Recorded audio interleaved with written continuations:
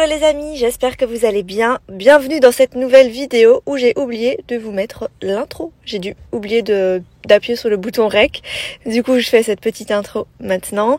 J'espère que vous allez tous très bien. Je vous laisse tout de suite avec la suite de la vidéo. Bien, voilà, j'ai noté du coup le meal prep que je vais faire cette semaine. Voilà, comme ça vous donne une petite idée de ce qu'il y aura dans cette vidéo.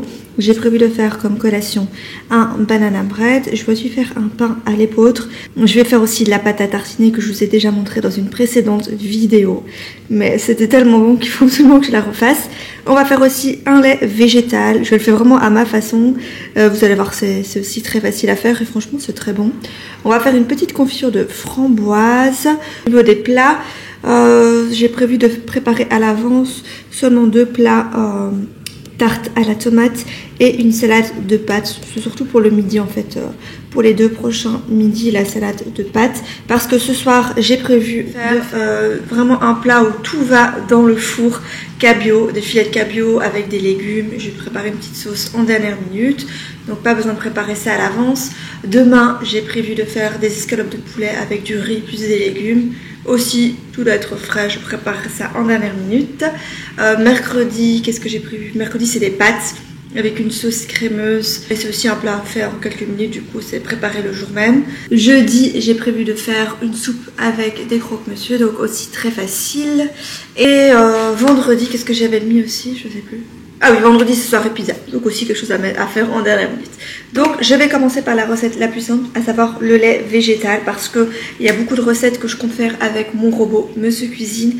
Et du coup, je commence par la moins salissante. Le lait, après, j'ai juste à rincer. Et après, on passera à la pâte à tartiner. Et ensuite, on passera aux 2 recettes de salé. De toute façon, je mélange un petit peu le tout en fonction des cuissons, mais vous aurez recette après recette dans la vidéo. Sinon, ça va partir dans tous les sens. Alors, on va attaquer le lait végétal et du coup, cette semaine, j'ai décidé de faire un lait avec des noix de cajou. La semaine dernière, j'ai fait lait d'amande, c'était vraiment très très bon. Il me reste un petit peu de noix de cajou, on va peser, voir exactement la quantité que j'ai, mais moi je fais un volume comme ça d'oléagineux et 3 volumes d'eau. On va tout mesurer juste après. Mais donc, on aura besoin de noix de cajou, d'eau et j'aime bien aussi mettre un petit peu de sirop d'agave pour donner un petit goût légèrement sucré, pas trop sucré mais vraiment un petit goût quand même un petit peu sucré. On commence par mettre les noix de cajou dans le robot, donc c'était 40 grammes. On va rajouter l'eau, 370 ml d'eau et on rajoute une cuillère à soupe de sirop d'agave. Vous mixez bien le tout jusqu'à ce que ce soit complètement lisse. Je regarde juste si c'est bien lisse, qu'il n'y ait pas de grumements. Ça m'a l'air bien.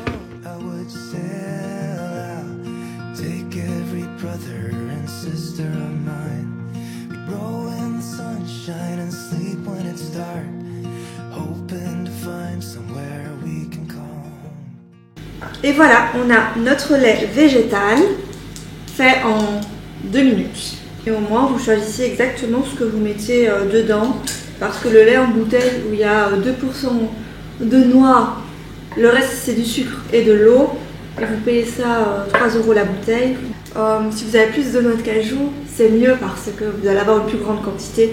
Ça va très très vite être épuisé. Du coup, il faut absolument que j'aille acheter des amandes. Là, je l'ai goûté, c'est super bon. J'ai quand même une petite préférence pour le lait d'amande fait maison. Il a un petit goût comme ça. Je sais pas, moi j'adore les amandes déjà. Tout ce qui est à base d'amandes, j'aime trop ça. Donc c'est vrai que j'ai une petite préférence pour le lait d'amande. Mais le lait de noix de cajou, il va passer crème justement avec tout ce qui est matcha glacé et café glacé, je pense.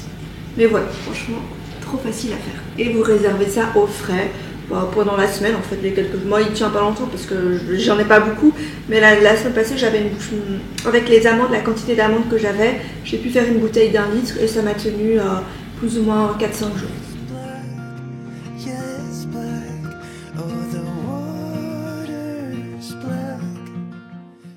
Je vous remontre du coup dans cette vidéo la recette de la pâte à tartiner.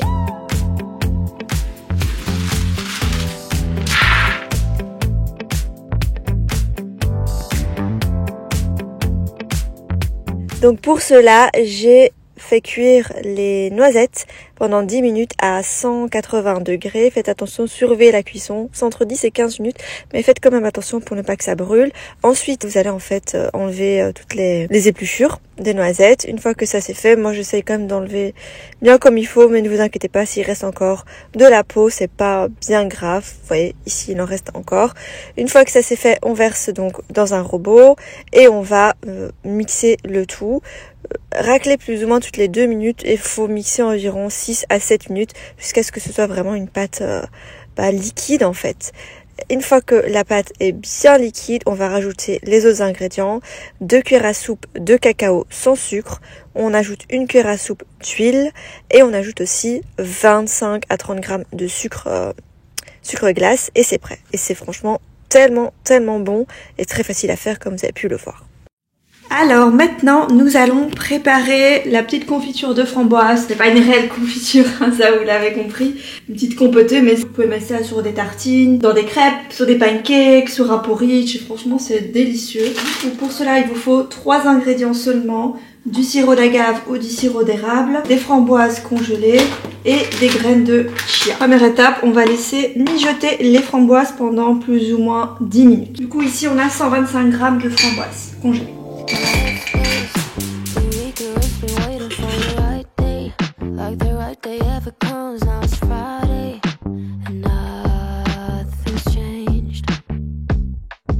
Une fois que ça a bien mijoté, je vais mixer, comme vous avez pu le voir, et je vais rajouter 2 cuillères à café de graines de chia. J'ai coupé le feu, je rajoute aussi 2 cuillères à café de sirop d'agave, je mélange le tout et je verse dans un petit récipient en verre. Et ça se conserve au frigo. Moi, je conserve ça plus ou moins juste la semaine en fait. Alors, c'est parti. Maintenant, nous allons préparer la salade de pâtes. Vraiment très facile à faire. Vous choisissez les pâtes de votre choix. Ici, je vais faire avec les serpentini. Ces pâtes, je les adore en salade. On aura besoin d'un demi-oignon rouge, d'une petite boîte de maïs, j'aime bien. On aura aussi besoin de feta, donc c'est la moitié d'un bloc de feta classique. Un avocat, mais ça l'avocat, c'est pas quelque chose que je rajoute directement dans la salade. Je vous le montre quand même parce que c'est quelque chose que je rajoute une fois que la salade est prête et juste avant de me servir. Je mets pas l'avocat en mode meal prep parce que il va noircir. Même si je mets du citron, le lendemain, il va quand même noircir. Du coup, ça je vous le montre. Mais c'est juste quelque chose que je rajoute en dernière minute dans ma salade de pâtes. Comme ça, ça reste bien frais. Ici, j'ai sorti les différents ingrédients. Vous pouvez rajouter aussi... Ah oui, pardon. Ce que je mets aussi dedans, ce sont des brocolis. Alors, ils sont encore au congélateur, mais je vous montrerai de toute façon après tous les ingrédients directement dans la salade. Et pour la sauce, parce que j'aime bien faire une sauce maison pour cette salade, on aura besoin d'un yaourt. Ici, c'est un yaourt perle de lait, mais ils sont pas sucrés, c'est les yaourts nature, d'un citron vert, de vinaigre de cidre, d'huile d'olive et au niveau des épices, du sel, du poivre et le mélange d'épices mexicaines. Il faut que je trouve exactement ce qu'il y a dedans, comme ça vous allez pouvoir faire votre petit assemblage d'épices si vous n'avez pas ce mélange. Voilà, là c'est parti, première étape, cuire les pâtes et les brocolis.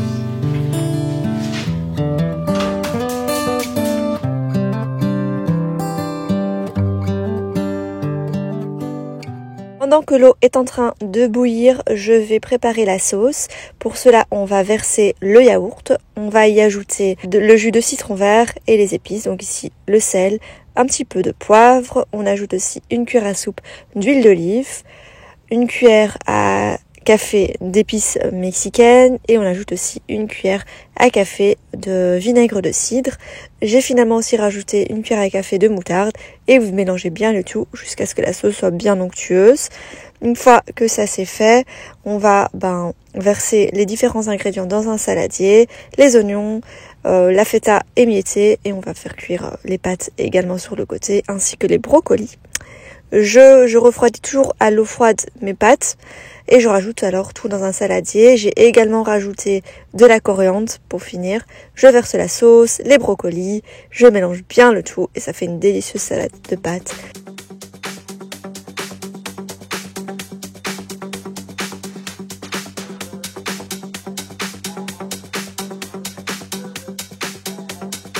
J'ai prévu pour cette semaine de faire un banana bread parce que comme vous le voyez, j'ai 2 bananes méga mûres, immangeables comme ça. Personnellement, je n'aime pas du tout ça. Du coup, au lieu de les jeter, je vais faire un gâteau avec. On aura besoin de yaourt, 125 g de yaourt nature et on va utiliser le pot pour tout mesurer. Je vais pas utiliser le monsieur cuisine, on va utiliser le pot. C'est une technique que ma mère fait pour tous ses gâteaux. On aura besoin donc de yaourt, de sucre vanillé ou de la poudre de vanille, mais moi je n'en ai plus, du coup ce sera du sucre vanillé, du sucre de votre choix. Ici je vais utiliser du sucre de coco, de la farine, de l'huile, 2 œufs et 2 bananes. Du coup c'est parti. Si vous n'avez pas de farine fermentante, mettez aussi un demi de levure chimique. Ici c'est déjà la farine fermentante, donc pas besoin de levure. C'est parti.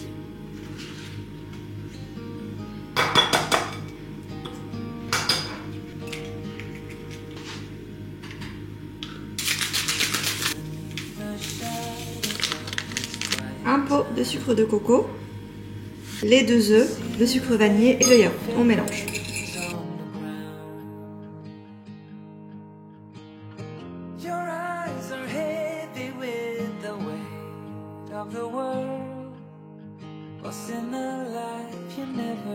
On rajoute 2 pots de farine.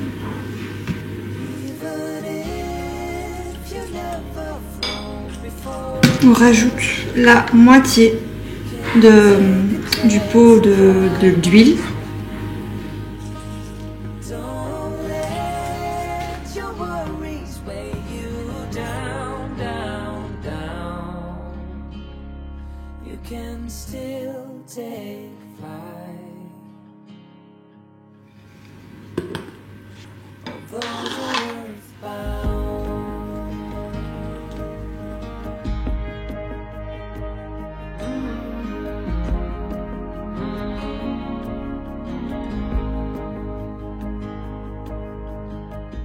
Et voilà, maintenant go enfourner tout ça pendant, on va dire 40 minutes. Je vérifie la cuisson après 40 minutes. Mais parfois ça peut aller jusqu'à 50 minutes. Ça dépend vraiment de votre four.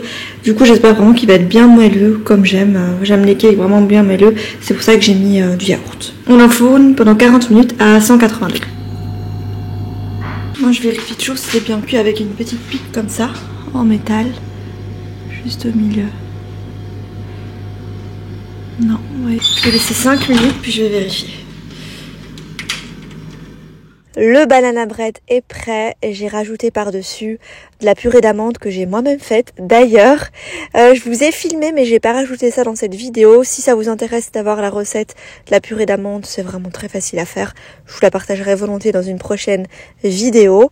Le gâteau était excellent. Donc voilà, cette vidéo touche à sa fin les amis. J'espère vraiment qu'elle vous aura plu. J'espère que ça vous a donné quelques petites idées pour un meal prep express. Franchement, j'ai pas non plus fait grand chose. Je vous dis à très vite pour une prochaine vidéo. Jusqu'à là, portez-vous bien. Bisous!